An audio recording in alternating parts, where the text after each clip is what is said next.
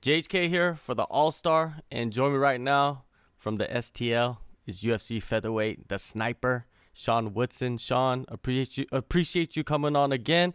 How you feeling, man? I'm feeling good, man. Ready to rock. Fight's right around the corner.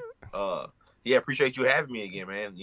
I just talked about. I don't know if whoever seen our last interview knows it cut off abruptly last time. So yeah, I'm happy to pick up where we left off. For sure, for sure. Now, yeah, let's talk about the last fight, man. You're coming off a loss, and then you had that cancellation against Jonathan Pierce, and you returned.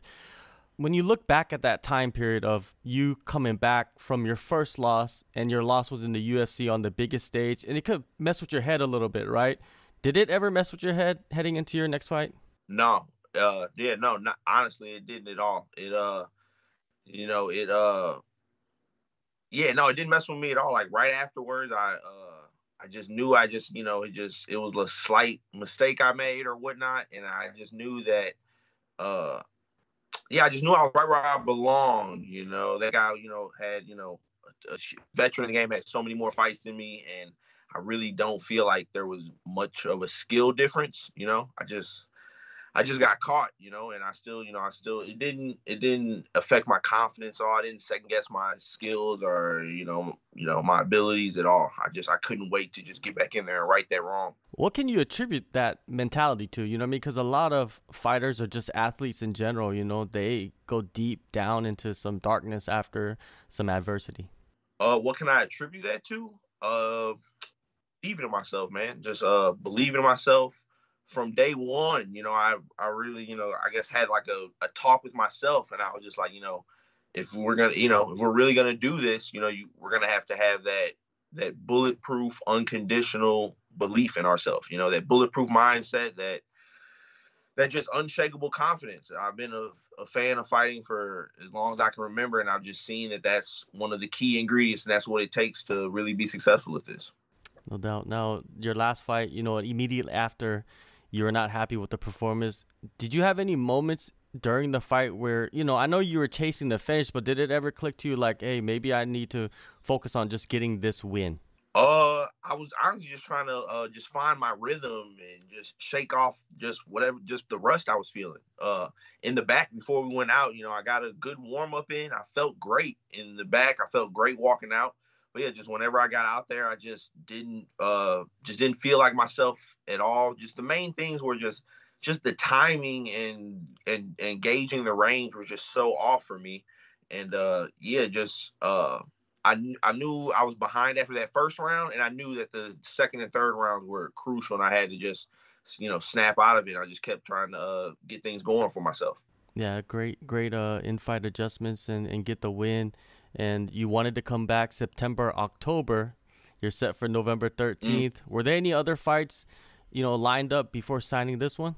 No, there wasn't. So this is actually like the soonest I was able to come back because I broke my hand in the first round of that last fight and had to get surgery, and I had a 6 month suspension actually, but the surgery went great, and like I rehabbed it perfectly, so I was able to come back 5 months early, which I'm super happy with, because at first it was looking like that I was gonna have to sit out for like 6 7 months, but and I really, yeah, like that was something I was really happy about. I appreciate the UFC for doing that, for even after coming off of surgery and a broken hand, that they got me back the soonest date possible. Yeah, let's talk about the hand, man. When exactly did you break the hand? Did you know, or was it just something they told you after the fight? Yeah, no, I didn't. I honestly, I didn't even know. I mean, I knew I kind of like damaged it. Like, it was it hurt. It happened in the first round, and watching back, like I can pinpoint exactly what shot it was. You can actually hear it if you listen hard enough. But yeah, in the fight, I did not I did not think it was broke at all. I knew I had hit him with it funny one time, and I'm like, ooh, that kind of hurt, and I got just make sure I have a proper fist next time.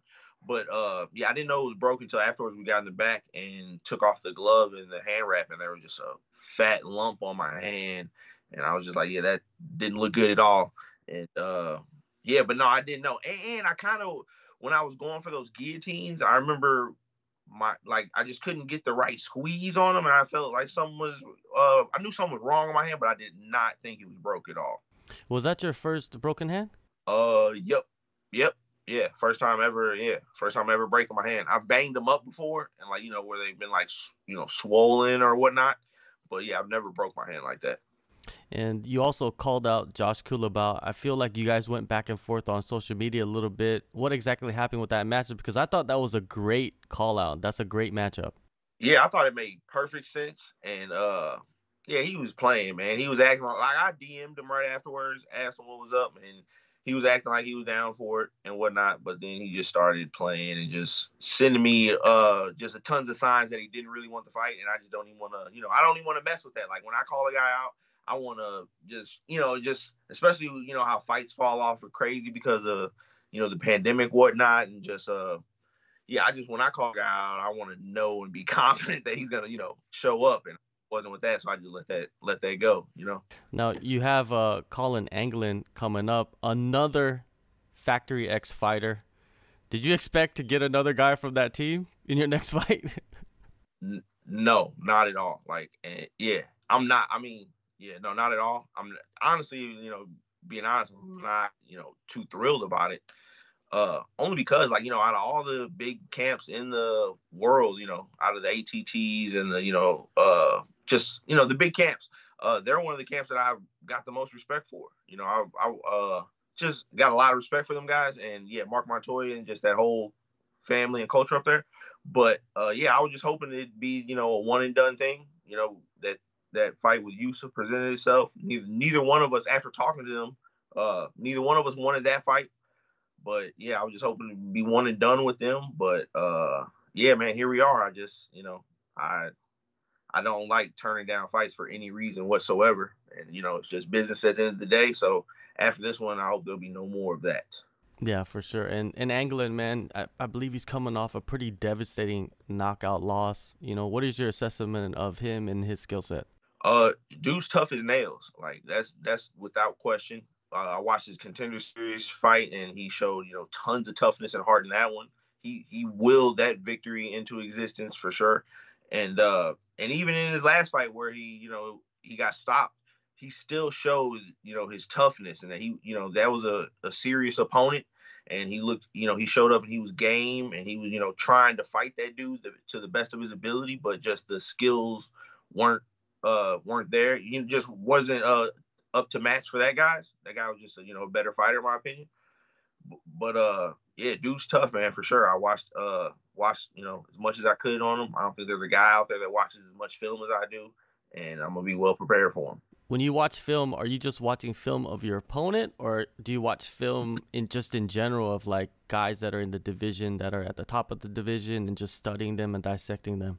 Oh yeah. I watch not just my division. I just watch fights every day. I watch film every day. I watch, like as you just said, I watch my division a lot. Yeah, yeah, dude, I watch that. There's nobody that watches much. It ain't. I mean, shit. The amount I watch, I wouldn't call healthy. So I was gonna say, if there is a guy, it ain't healthy. But I mean, I watch a lot of film. Well, it's just data inputted into the computer, right, for yourself. Oh yeah. Yeah, man. I mean, you can. Yeah, I feel like and even like fights I've watched 10, 20 times or whatnot. There, you can learn something new every time. All right, I got a question for you. Last pay-per-view, I believe UFC 266, that third round between Volkanovski and Ortega, when Ortega had Volkanovski in the mounted guillotine. How did Volkanovski get out? Did you see the subtle nuances of how he escaped that? I think it's because of the way he's built. Like, I think the way he's built is what allowed him to get out of that choke. Honestly, like, just, he's a short, stubby, stocky guy who, off the rip looks very hard to submit. So, the fact that he's, a high level, MMA fighter at that. And yeah, I honestly think it's because he has that little short, stubby neck and just hard to submit, man. But yeah, I don't know. Like, that's another. He willed that into existence too, because I thought that fight was a wrap. And then he got caught in the T City, the triangle, right after that, and it was tight too. Yeah, that's crazy. Man, hey, Volkanovski showed a lot in that fight. Like, that dude showed he's for real, man. I mean, like, not like he had him before, but man, he solidified it with that for sure. Yeah, I think he won a lot of fans over with that performance. You know what I mean? It was incredible. And Ortega too, man. The dude is a monster. Yeah, dude. Yeah, Ortega, tough as they come. Mhm. That dude can take some punishment, man. Yeah. Is that good though? You know, is that something that you should be known for? I mean, it. Nah, I mean, not not for your health. I mean, it gets them paid. It probably gets them, the big bucks and whatnot. But yeah, man. I mean, as far we all know you can only do so many of them. Them wear and tear on you.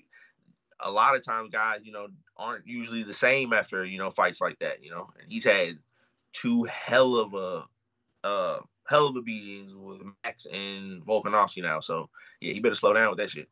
Yeah, I think so too. Cause like fans, they'll dissect the shit out of fighters, and then they'll be like, "Oh yeah, JDS, this fight. You remember like this fight with Kane is the fight that changed him for the rest of his career." Right. You see that all the time. Yeah, sometimes and they be spot on with that sometimes too. Cause like you said, JDS and Kane, and the same with like Rory and Lawler and Robbie. Yeah.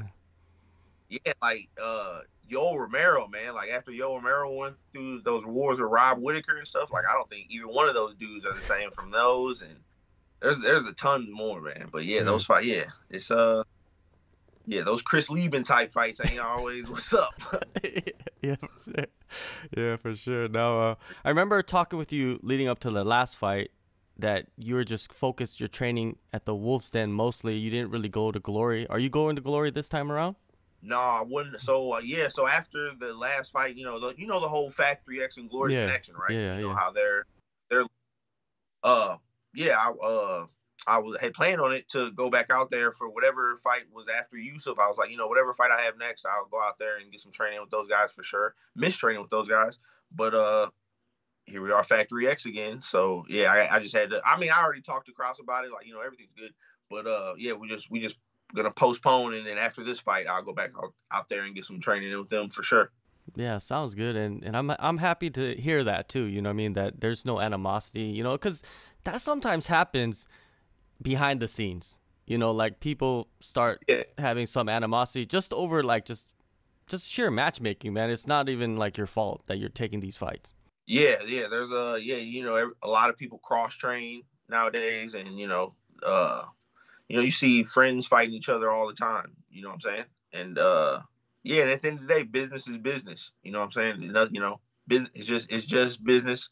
I don't have to hate somebody to compete against them.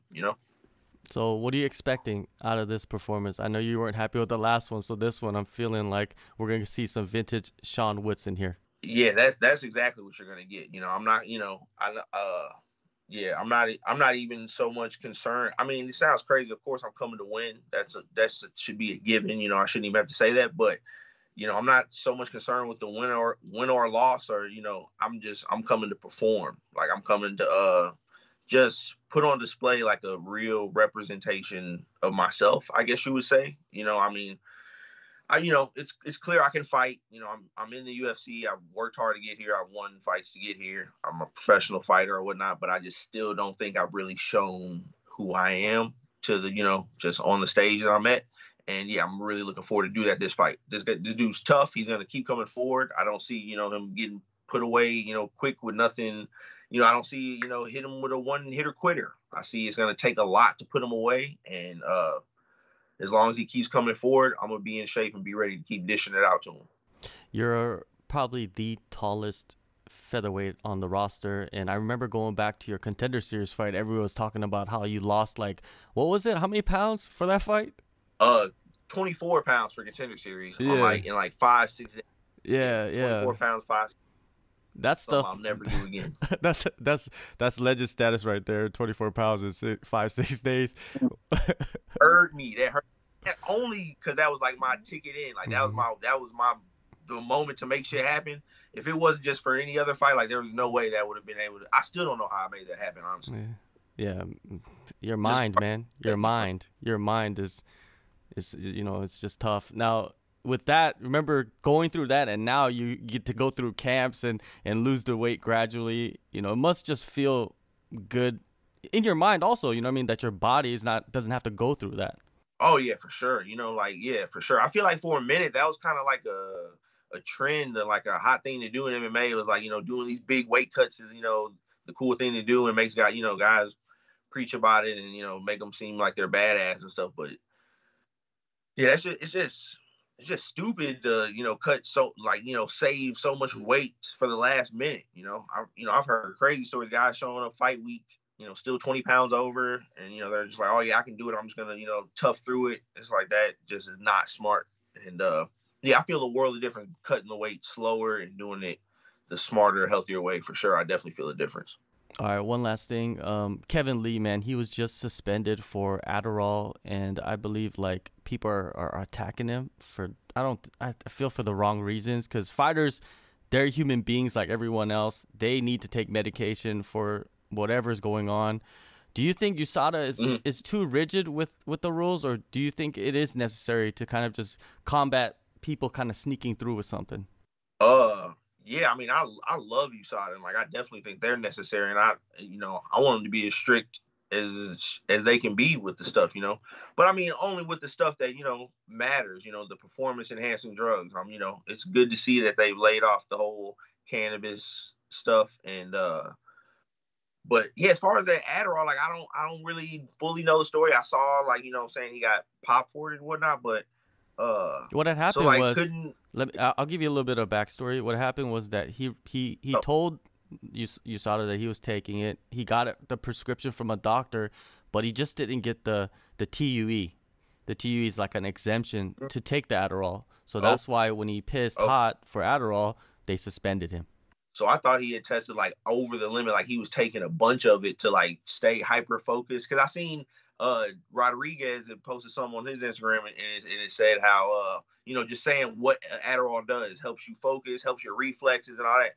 And I was like, oh shit, he might have been taking it for that edge. But if it's something like he's been diagnosed with something to where he needs Adderall or whatnot, and like you said, us fighters, we're normal people for sure. Then yeah, he should be able to take what he needs for that stuff. But yeah, I mean, I don't really haven't dove into it that much. November 13th, man, you're back in action in Las Vegas. I know you wanted to be back in front of crowds, but you got to take the fights while you can. Good luck to you, man. And hopefully next year when you get booked again, they put you in front of that crowd, because I feel like your fights need the crowd. Yeah, dude, that's crazy you say that. I'm 100% with you on there, man. That my debut in front of a crowd in Boston is Bosniak. It was a totally different feeling. Love the Apex though, and I'm gonna do my thing out there. But yeah, appreciate you, man. I can't wait to get back out there in front of that crowd.